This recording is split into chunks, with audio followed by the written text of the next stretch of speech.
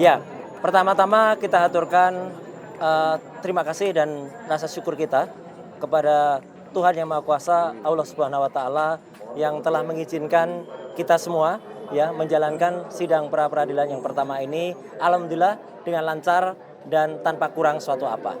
Yang kedua, kita aturkan terima kasih kepada Pengadilan Negeri Jakarta Selatan yang dengan hakim tunggalnya tadi telah memulai persidangan dan dibantu dengan semua stafnya dengan baik dan insya Allah itu akan memudahkan semua proses kasus ini.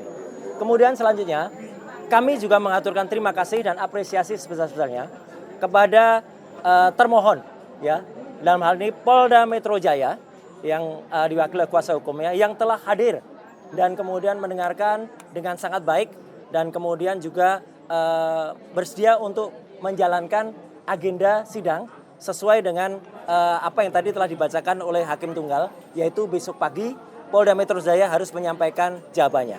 Kami juga mengaturkan terima kasih dan sebesar-besarnya ucapan kepada Kejaksaan Negeri Jakarta Selatan, tadi diwakili juga oleh Pak Eko, Ibu Putri, dan satu lagi saya kurang tahu siapa namanya, ya Pak Jaksa, yang juga telah hadir selaku turut termohon. Dan itu luar biasa, bagus sekali. Jadi termohon dan turut termohon hadir.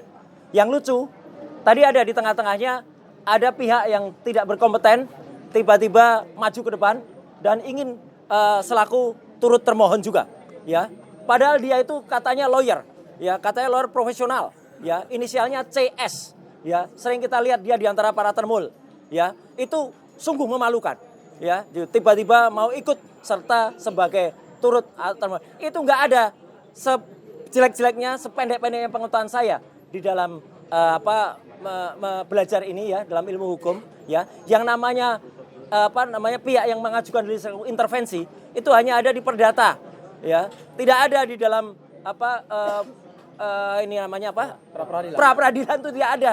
Belajar di mana itu saudara CS itu ya gitu yang kemudian saya sudah lihat sering sekali berkuar-kuar dengan di samping para termul itu ya gitu. Jadi itu yang terjadi. Jadi ada pihak yang kita apresiasi dan ada pihak yang kita permalukannya. Sayang saya tidak menggunakan kaos yang biasanya tertulis malu bro. Kalau ada saya buka kaosnya, saya tuliskan itu malu bro kayak gitu tuh ya. Udah katanya belajar selaku kuasa hukum merah putih ya. Merah putih biru hitam itu namanya. Ya nggak jelas itu. Dan tadi intinya sudah dilakukan pembacaan apa yang kita harapkan nanti secara detail ya kemudian apa yang kita lakukan petitum positanya juga nanti akan disampaikan oleh kuasa hukum saya ya ada Pak Refli Harun ada juga Pak Gafur Sangadi dan juga tadi beberapa yang ada dan kita sudah sampaikan apa yang kita mohonkan di dalam pra peradilan ini intinya adalah tentang tindakan penangkapan kemudian upaya penahanan yang tidak sesuai dengan hukum yang ada. Tadi secara detail disampaikan, tidak adanya izin dari RT RW, tidak adanya pemberitaan atau penetapan dari pengadilan, kemudian dilakukan dengan tidak sesuai dengan KUHP yang baru ya, kemudian tidak juga dilakukan sesuai dengan peraturan perundang-undangan yang berlaku. Jadi alhamdulillah tadi juga Hakim Tunggal mengatakan proses ini akan berlangsung dengan cepat, ya insya Allah akan berlangsung selama 7 hari kalender, ya. 7 hari kerja sehingga besok akan langsung dinyatakan jawaban dari Polda. Kemudian juga kalau ada replik besok juga akan kita sampaikan, duplik besok juga akan kita sampaikan. Selanjutnya proses akan berlangsung dan insya Allah putusannya, insya Allah ya, kalau saya tidak salah tadi mohon dikoreksi, tanggal 7 Juli. Tanggal 7 Juli tahun 2026. Kami mohon kepada masyarakat, intinya begini, sebelum ada pertanyaan, kenapa saya mengajukan ini? Kami mengajukan ini bukan hanya untuk kami pribadi. Kami mengajukan ini untuk seluruh rakyat Indonesia. Agar kesewenang-wenangan dan kebrutalan yang terjadi pada saat penangkapan, penahanan itu tidak terulang lagi. Kalaupun ada, ini yang terakhir yang saya alami. Ya, seorang yang hanya kemudian dituduh melakukan pencemaran nama baik dan juga kemudian fitnah. Dan itu pun belum terbukti. Ya, sudah dilakukan upaya penangkapan yang brutal. Penangkapan yang luar biasa jahat ya, penangkapan yang tidak sesuai dengan undang-undang yang ada. Jadi itu yang inti yang saya sampaikan. Mohon maaf saya secara detail hukum mungkin nanti akan disampaikan oleh kuasa hukum saya dan nanti setelah kuasa hukum nanti kesimpulannya saya ingin memberikan satu pesan.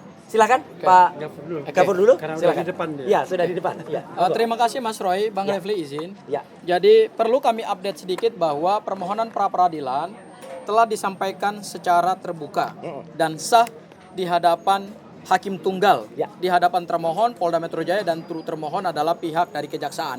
Dan kejaksaannya adalah Kejaksaan Tinggi DKI Jakarta dan Kejaksaan Negeri Jakarta Selatan. Kami dengan membacakan permohonan pra peradilan tadi, maka terjawablah sudah bahwa ada desas-desus kami menarik Bapak Presiden Prabowo, pemerintah Republik Indonesia, ternyata itu tidak tepat, ya, itu tidak sesuai dengan yang sebenarnya terjadi dalam persidangan pra peradilan. Kemudian yang kedua, alasan-alasan permohonan saya kira nanti bisa dijelaskan lebih komprehensif oleh Bang Refli. Tetapi yang pasti adalah hari ini kami menyampaikan apresiasi yang luar biasa kepada pihak Pengadilan Negeri Jakarta Selatan, kemudian juga termohon Polda Metro Jaya dan Kejaksaan, sehingga besok akan dilanjutkan dengan agenda penyampaian jawaban dari termohon. Ya, kalau turut termohon, saya kira tidak perlu dia menjawab, karena pokok perkara yang tadi diperiksa berdasarkan permohonan kami itu tidak berhubungan dengan kewenangan daripada Kejaksaan, sehingga nanti besok itu hanya dijawab oleh pihak Polda Metro Jaya. Kemudian besok juga begitu disampaikan jawaban, kami secara simultan akan langsung menyampaikan replik. Ya, jadi kami akan minta kepada hakim supaya sidang di-skor dulu beberapa jam. Kami langsung akan menuliskan replik kami. Kemudian kalau Polda Metro Jaya mau menyampaikan duplik, ya kami tentu akan juga memberikan kesempatan kepada Polda Metro Jaya untuk menyampaikan duplik. Dan setelah itu, pada hari Rabu Mas Roy, itu langsung kita masuk di dalam proses pemeriksaan, ya, pembuktian, yaitu bukti-bukti dari kami, bukti apa saja tentu nanti hari Rabu akan kami sampaikan, termasuk juga kami akan minta kepada pihak Pengadilan Negeri Jakarta Selatan untuk memberikan kami fasilitas berupa layar, sehingga video-video yang menggambarkan proses penangkapan, penahanan, terutama penangkapan di rumah kediamannya Mas Roy, itu akhirnya nanti kami buka kepada publik, sehingga silakan Anda nilai, ya. Dan yang terakhir, Mas Roy, tadi terkait dengan pencekalan, ya. Memang pada saat kami mengajukan materi permohonan pertama kali itu memang tidak masuk, sehingga kami berharap tadi kami akan masukkan dalam rainvoy atau perbaikan. Tetapi karena memang tidak boleh menambah posita dan petitum, begitulah hukum acaranya. Ya memang kami menghargai apa yang menjadi sikap dari hakim pra peradilan. Dan yang terakhir, kok ada, saya juga bingung ya, kok ada seseorang yang selama ini mengatasnamakan tim kuasa hukum Merah Putih, kok tiba-tiba nyelonong gitu loh untuk menjadi para pihak dalam perkara ini. Saya bingung juga nih. Ini belajar hukum acara pidananya di mana nih? Kalau pihak atau pihak lain masuk sebagai intervensi, itu hanya boleh diperkenankan dalam gugatan perdata. Sementara ini perkaranya perkara pidana, tidak pernah ada pra peradilan itu kemudian ada pihak lain yang tidak punya kepentingan kemudian masuk menjadi intervensi. Ya sudahlah, kita ketawa sajalah. Inilah bukti bahwa bukan hanya pemohon yang juga menegakkan hukum secara unprosedural, tetapi juga pendukung-pendukung dari kubu sebelah itu ternyata juga banyak yang melanggar hukum. Saya kira itu, silakan Bang Refli untuk melanjutkan. Oke. Ya, maju. Silakan. Oke. Sorry, maaf. Oke. Assalamualaikum warahmatullahi wabarakatuh. Waalaikumsalam.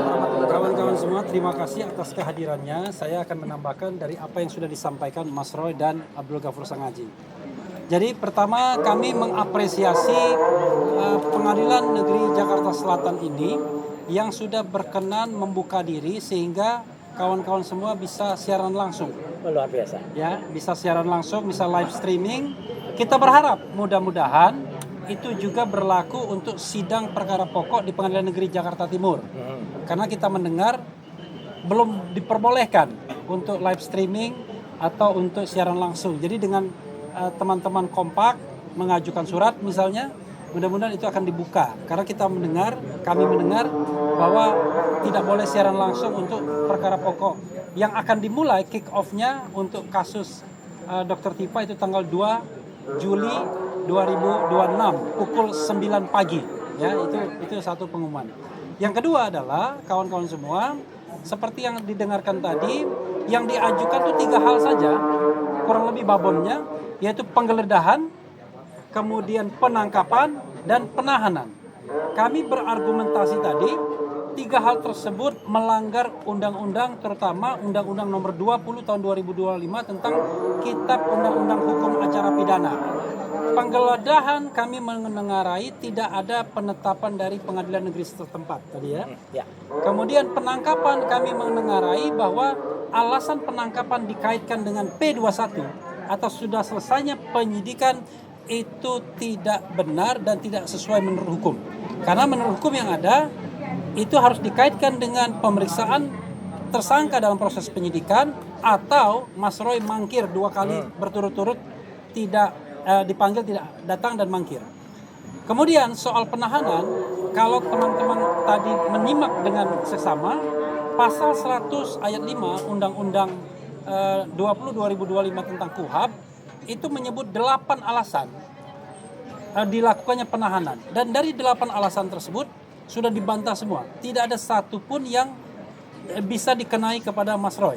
Termasuk Dr. Tifa juga. Jadi apakah Mas Roy berupaya melarikan diri? Tidak. Apakah Mas Roy berupaya menghilangkan barang bukti? Barang bukti apa? Karena sudah selesai penyidikannya. Apakah mengulangi tindak pidana? Tindak pidana apa yang mau diulangi? Karena kita masih berdebat. Apakah yang dilakukan oleh Mas Roy itu sebuah tindak pidana atau bukan? Apakah ini adalah kebebasan berpendapat? Apakah Mas Roy sebenarnya ketika diperiksa? Tidak juga. Apakah Mas Roy menghalangi saksi? Tidak juga. Apakah Mas Roy merasa terancam dirinya sehingga dia kemudian perlu ditahan? Enggak juga. Bahkan Mas Roy menikmati hidupnya. Mana dia? Kadang-kadang sendirian juga, walaupun kita sebagai lawyernya khawatir juga. Tetapi intinya adalah dari 3 hal tersebut, penggeledahan, penangkapan, penahanan, dan makanya kami mengatakan ketika dinyatakan berasal dari hukum dan kemudian tentu ada administrasi untuk pembatalannya. Mudah-mudahan apa yang kami sampaikan ini bisa dikabulkan oleh Hakim Tunggal Pra-Peradilan Pengadilan Negeri Jakarta Selatan. Terima kasih. Wassalamualaikum warahmatullahi wabarakatuh. Sebelum saya menutup,